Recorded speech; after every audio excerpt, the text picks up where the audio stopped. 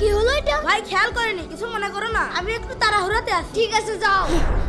এই জামা তো ময়লা হয়ে গেল, নামাজ পড়তে যেতে হবে, চল জামাটা পাল্টে আসি। হ্যাঁ চল। ভাইয়া কালকে যে আপনি তাড়াহুড়ো করে আমাদের গায়ে পানি ছিটিয়ে দিয়ে চলে গেলেন, তারপরে আবার আমাদের নতুন জামা পরে নামাজে যাওয়া লেগেছিল।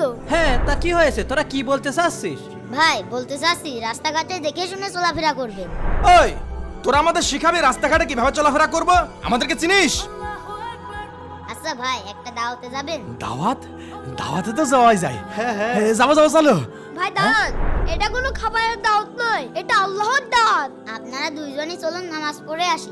এই তুই যা, আমার একটু কাপড়ের সমস্যা। হ্যাঁ ভাই আমারও তো একই সমস্যা। ভাই আপনাদের কাপড়ের সমস্যা না, আপনাদের ইমানের সমস্যা। কি আমাদের ইমান নষ্ট মানে?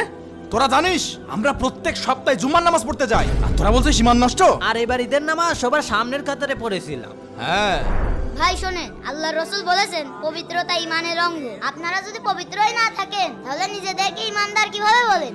এই চল ছোট ভাই। হ্যাঁ চল। বন্ধুরা আমরা কি ঠিক বলেছি? কমেন্টে অবশ্যই জানিয়ে দাও।